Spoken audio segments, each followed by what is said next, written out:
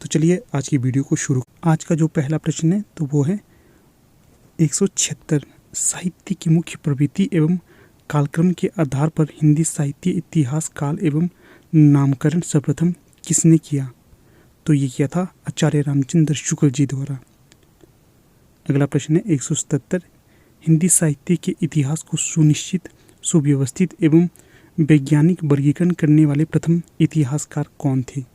तो ये थे आचार्य रामचंद्र शुक्ल जी।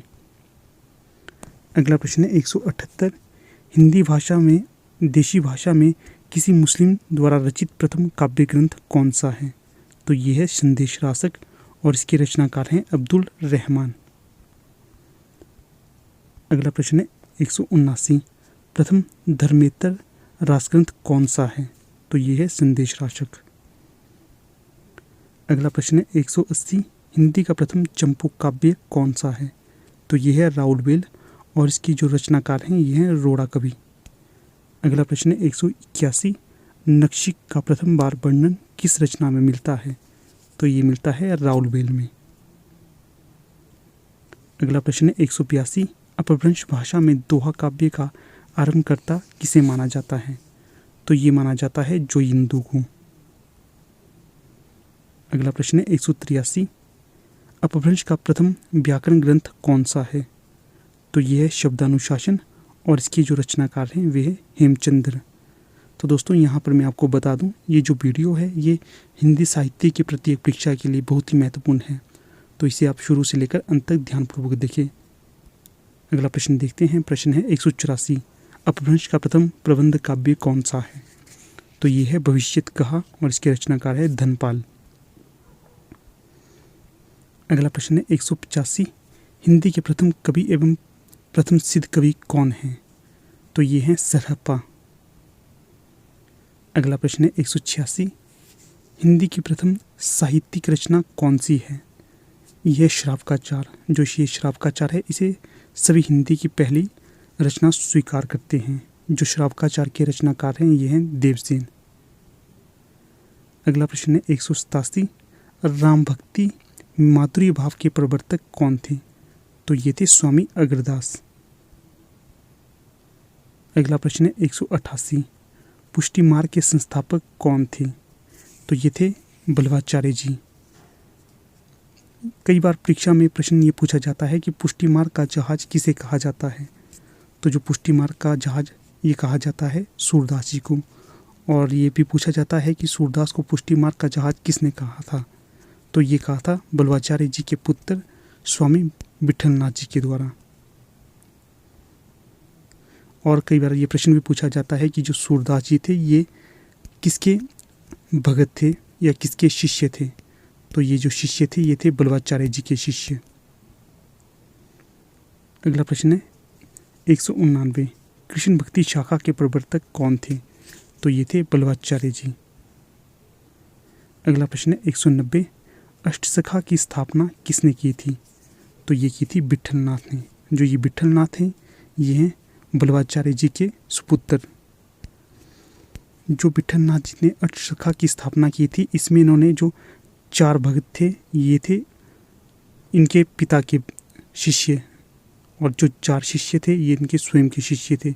और इन 8 को मिलाकर इन्होंने अष्टसखा की स्थापना की थी, जिन्हें अष्टछाप के कवि भी कहा जाता है। अगला प्रश्न है 191 हिंदी नाटक के प्रवर्तक कौन थे? तो ये थे भारतेंदु हरिश्चंद्र। तो जो ये भारतेंदु हरिश्चंद्र है इन्हें भारतीय नवजागरण के पिता भी कहा जाता है। अगला प्रश्न है 192 शांतरस के प्रवर्तक कौन थे? तो ये थे उद्भट। अगला प्रश्न है भक्ति रस के प्रवर्तक कौन माने जाते हैं? तो ये माने जाते हैं रूप गोस्वामी। अगला प्रश्न है 194 सुमित्रा नंदन पंत को किस रचना के लिए ज्ञानपीठ पुरस्कार मिला था? तो ये मिला था चिदम्बरा के लिए। जो चिदम्बरा का प्रकाशन वर्ष है तो वो है 1959, और जो ये पुरस्कार प्राप्त हुआ था ये प्राप्त हुआ था 1968 में। अगला प्रश्न है 195 कितनी नावों में कितनी बार, जिसका रचनाकाल 1967 माना जाता है, के लिए किसे ज्ञानपीठ पुरस्कार मिला था? तो ये मिला था अज्ञे जी को, और ये मिला था 1978 में, और ये था 14वां पुरस्कार। अगला प्रश्न है 196। अमरकांत व श्रीलाल शुक्ल को संयुक्त रूप से कौन सा पुरस्कार 2009 में मिला था? तो ये मिला था ज्ञानपीठ पुरस्कार। अगला प्रश्न है माखनलाल चतुर्वेदी की रचना हिमतरंगिनी किस विधा की रचना है? तो ये है काव्य विधा की रचना, और इसे 1955 में साहित्य अकादमी पुरस्कार से नवाजा गया था। अगला प्रश्न है पद्मावत संजीवनी व्याख्या किसकी रचना है? तो ये है वासुदेव शरण अग्रवाल की, और 1956 में इसे साहित्य अकादमी पुरस्कार से नवाजा गया था। अगला प्रश्न है 199। प्रेमचंद कलम का सिपाही किस विधा की रचना है? तो ये है जीवनी विधा की रचना, और जो इसके रचनाकार हैं वे हैं अमृत राय, और जो अमृत राय हैं ये है मुंशी प्रेमचंद्र के सुपुत्र। कई बार ये प्रश्न भी पूछा जाता है कि प्रेमचंद्र के सुपुत्र का क्या नाम है? तो ये है अमृत राय। कई बार ये प्रश्न भी पूछा जाता है कि शिवरानी देवी का प्रेमचंद से क्या संबंध था? तो जो शिवरानी देवी थी इनका प्रेमचंद के साथ संबंध पति पत्नी का था। अगला प्रश्न है निराला की साहित्य साधना किसकी रचना है? तो ये रचना है रामविलास शर्मा की, और ये जो विधा है ये है जीवनी विधा की रचना। आगे हम पढ़ेंगे मंगलेश डबराल जी के बारे में, जिनका 9 दिसंबर 2020 को निधन हुआ था। तो चलिए संक्षिप्त रूप से इनके बारे में चर्चा करते हैं। जो मंगलेश डबराल जी हैं इनका जन्म हुआ था 16 मई 1948 को, और इनका जो मृत्यु समय था वो था 9 दिसंबर 2020। जो इनका जन्म है तो इनका जन्म स्थान है काफलपानी में, जो पड़ता है टिहरी गढ़वाल में, और टिहरी गढ़वाल है उत्तराखंड में स्थित। यहाँ पर इनकी हम कुछ प्रमुख रचनाओं को देखते हैं। तो इनकी रचनाओं में है पहाड़ पर लालटेन, जिसका प्रकाशन वर्ष 1981 है। ये बेहद ही महत्वपूर्ण रचना है, इसे आप अच्छे से याद कर लें। अगली जो रचना है वो है घर का रास्ता 1988, हम जो देखते हैं 1995, आवाज़ भी एक जगह है, नए युग में शत्रु, इनके ये कविता संग्रह हैं। एक बार फिर से इनकी कविता संग्रह को देखते हैं कौन कौन से हैं। पहाड़ पर लालटेन, घर का रास्ता, हम जो देखते हैं, आवाज़ भी एक जगह है, नए युग में शत्रु, ये इनके कविता संग्रह हैं। अगले जो इनके प्रसिद्ध पुरस्कार हैं तो वे हैं इन्हें ओम प्रकाश स्मृति सम्मान 1982 में दिया गया था, श्रीकांत वर्मा पुरस्कार 1999 में दिया गया था, और जो सबसे महत्वपूर्ण पुरस्कार है वो है हम जो देखते हैं, इसे 2000 में साहित्य अकादमी पुरस्कार से नवाजा गया था। इसे आप अच्छी तरह से याद कर लें, अक्सर ये प्रश्न पूछा ही जाएगा, बेहद ही महत्वपूर्ण है। इनकी जो प्रसिद्ध कविताएं हैं वे इस प्रकार से हैं। अंतराल, अनुपस्थिति, अभिनय, भूलने का युग, इन ढलानों पर बसंत आएगा, गुड़हल, टॉर्च, पहाड़ से मैदान, पागल औरत, मदर डेयरी, हमारे देवता, समय नहीं है, ये इनकी प्रसिद्ध कविताएं हैं। आगे है गद्य संग्रह। इनके जो गद्य संग्रह है वे हैं लेखक की रोटी, कवि का अकेलापन। आगे है यात्रा डायरी, ये इनकी प्रसिद्ध यात्रा डायरी है, अक्सर परीक्षा में पूछी जाती है। यह है एक बार आयोबा। आगे है संपादन। इनके द्वारा जो प्रसिद्ध पत्रिकाओं का संपादन किया गया था वे हैं रेतघड़ी, इसमें राजस्थान के शिक्षक कवियों की कविताओं का संकलन किया गया है। जो दूसरा है वो है कविता उत्तरशती, इसमें 50 वर्षों की प्रतिनिधि कविताओं का संकलन किया गया है। आगे है जनसत्ता, सहारा समय, नेशनल बुक ट्रस्ट को इनके द्वारा संपादित किया गया था। तो अगला जो प्रश्न है यह है एक हिंदी के प्रारंभिक युग को आदिकाल नाम किसने दिया? तो यहाँ पर जो सही विकल्प होगा तो वो होगा विकल्प सी। जो हजारी प्रसाद द्विवेदी थे इनके द्वारा हिंदी को आदिकाल नाम दिया गया था। अगला जो प्रश्न है 2, आदिकाल को वीरगाथा काल नाम किसने दिया था? जो आदिकाल को वीरगाथा काल नाम प्रदान किया गया था तो ये किया गया था आचार्य रामचंद्र शुक्ल के द्वारा। यहाँ पर विकल्प सी उचित होगा। इन्होंने इसका वर्णन अर्थात वीरगाथा का वर्णन अपने हिंदी साहित्य के इतिहास, जिसका प्रकाशन वर्ष 1929 में हुआ था, उसमें किया है। अगला जो प्रश्न है ये है 3। पूछा गया है मीरा के गुरु कौन थे। तो यहाँ पर जो सही विकल्प होगा तो वो होगा विकल्प डी, अर्थात संत शिरोमणि रविदास ये मीरा के गुरु माने जाते हैं। यहाँ पर विकल्प डी उचित होगा। अगर ये आपको वीडियो थोड़ी सी भी अच्छी लगती हो तो इसे लाइक जरूर कीजिए। इसके साथ ही वीडियो को अपने दोस्तों के साथ भी शेयर कीजिए। अगला जो प्रश्न है इसे देखते हैं। प्रश्न संख्या 4 पूछा गया है पद्मावत किसकी रचना है। जो पद्मावत है ये जायसी की रचना है। यहाँ पर विकल्प सी उचित होगा। यहाँ पर आज आपके लिए प्रश्न है, आपको बताना है कि जो पद्मावत है इसमें कितने खंड हैं या सर्ग हैं। अगला जो प्रश्न है ये है 5। पूछा गया है मधुमालती के रचनाकार कौन हैं। तो जो मधुमालती के रचनाकार होंगे तो ये होंगे मंजन। यहाँ पर विकल्प भी उचित होगा। जो मंजन है ये एक सूफी काव्य है। अगला जो प्रश्न है ये है 6। पूछा गया है भ्रमर गीत के लेखक कौन हैं। जो भ्रमर गीत है इसके लेखक माने जाते हैं नंददास। यहाँ पर विकल्प सी उचित होगा। आपको बताना है जो भ्रमर गीत है इसके रचनाकार कौन हैं। ये प्रश्न आपको आज का दूसरा है। अगला जो प्रश्न है 7। पूछा गया है सूरदास की भक्ति किस प्रकार की है। जो सूरदास की भक्ति है ये पुष्टि मार्गी है।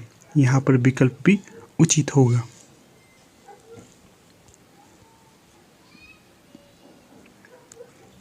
अगला जो प्रश्न है ये है 8। पूछा गया है प्रेम वाटिका किसकी रचना है। जो प्रेम वाटिका है ये रसखान की रचना है। यहाँ पर विकल्प ए बिल्कुल उचित होगा। जो रसखान थे ये भक्ति काल से संबंध रखते थे। ये एक मुसलमान होकर भी कृष्ण भक्ति शाखा से संबंधित थे। अगला जो प्रश्न है ये 9 है। पूछा गया है घनानंद किस धारा के कवि थे। जो घनानंद थे ये रीतिमुक्त काव्य धारा के कवि थे। यहाँ पर विकल्प सी उचित होगा। कई बार ये प्रश्न भी पूछा जाता है कि जो घनानंद थे किस भाषा में रचना करते थे। जो घनानंद थे ये ब्रज भाषा में रचना करते थे। इसे भी आपको याद रखना है। अगला प्रश्न है 10। पूछा गया है रामकृष्ण मिशन की स्थापना किसने की थी। जो रामकृष्ण मिशन थी इसकी स्थापना की गई थी विवेकानंद के द्वारा। यहाँ पर जो विकल्प भी हैं बिल्कुल उचित होगा। अगला जो प्रश्न है ये है 11।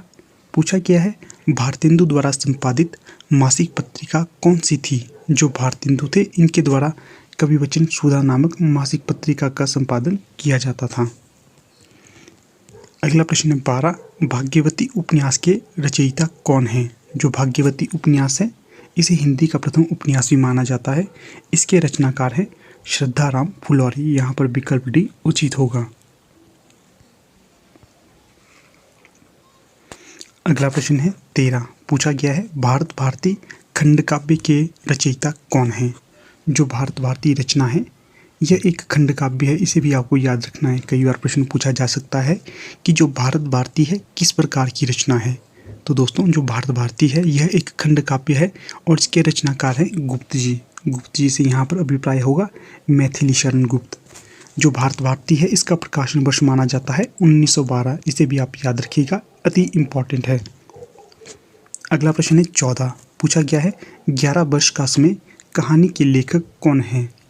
जो 11 वर्ष का समय कहानी के लेखक है ये होंगे आचार्य रामचंद्र शुक्ल। यहाँ पर जो विकल्प डी उचित होगा। आपको ये जानकर आश्चर्य होगा कि जो आचार्य रामचंद्र शुक्ल है इनके द्वारा क्या कहानी भी लिखी गई है। हाँ दोस्तों, इनके द्वारा कहानी भी लिखी गई है।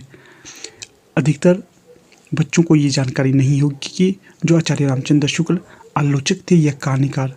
दोस्तों ये आलोचक भी थे, कहानीकार भी थे और कविताकार भी थे। इनके द्वारा कई कविताओं की रचना भी की गई है। इसे भी आप याद रखिएगा। यहाँ पर जो एक प्रश्न बन सकता है कि जो 11 वर्ष का समय है किस विधा की रचना है। तो यह एक कहानी विधा की रचना है। इसे भी आप याद रखिएगा। अगला प्रश्न देखते हैं। अगला प्रश्न है 15। पूछा गया है उसने कहा कहानी के लेखक कौन थी। तो जो उसने कहा, सबसे पहले तो आपको ये याद रखना है, ये काफ़ी इम्पोर्टेंट है। जो उसने प्रश्न है उसने कहा था यह एक कहानी विधा है और इसके रचनाकार चंद्रधर शर्मा गुलेरी है। ये प्रश्न है मोस्ट इम्पॉर्टेंट, अक्सर हर एक परीक्षा में पूछा जाता है। अगला जो प्रश्न है ये है 16। पूछा गया है झांसी की रानी किसकी लिखी कविता है। तो आपको ये भी याद रखना है, जो झांसी की रानी है ये सुभद्रा कुमारी चौहान की लिखी हुई कविता है। यहाँ से भी प्रश्न बन सकता है कि जो झांसी की रानी है ये किस विधा की रचना है। तो यह एक कविता है और ये सुभद्रा कुमारी चौहान की रचना है। इम्पॉर्टेंट है, याद रखिएगा। अगला प्रश्न है 17। जयशंकर प्रसाद का जन्म कौन से घराने में हुआ था। जो जयशंकर प्रसाद का जन्म ये सुंगनी साहू घराने से हुआ था और इससे संबंधित थे ये, और इनका जो जन्म है ये हुआ था 1889 को। ये भी याद रखिएगा, इम्पोर्टेंट है। अगला जो प्रश्न है कुकुरमुत्ता के रचनाकार कौन है। जो कुकुरमुत्ता है यह एक कविता विधा की रचना है और ये निराला की रचना है। यहाँ पर विकल्प सी उचित होगा। जो निराला थे इनके द्वारा एक प्रसिद्ध शोक काव्य लिखा गया है सरोज स्मृति। जो सरोज स्मृति है ये इन्होंने अपनी पुत्री की याद में लिखा है। इसे हिंदी का प्रथम शोक काव्य भी कहा जाता है।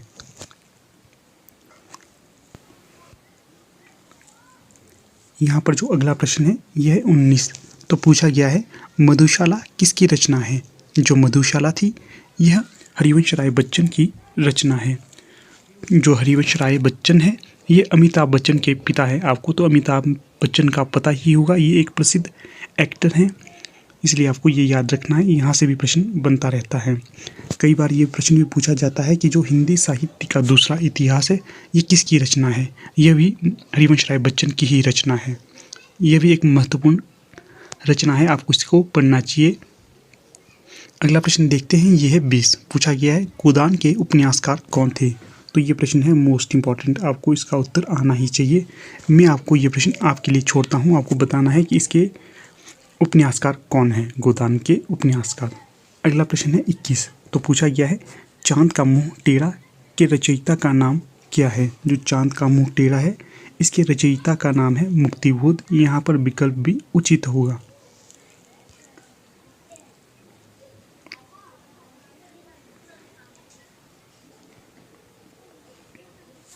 अगला प्रश्न है 22। तोड़ती पत्थर कविता के कवि कौन थे। तो जो तोड़ती पत्थर कविता के रचनाकार थे तो ये थे निराला जी। यहाँ पर विकल्प से उचित होगा। ये प्रश्न भी इम्पॉर्टेंट है, अक्सर हिंदी साहित्य की प्रत्येक परीक्षा में पूछा जाता है।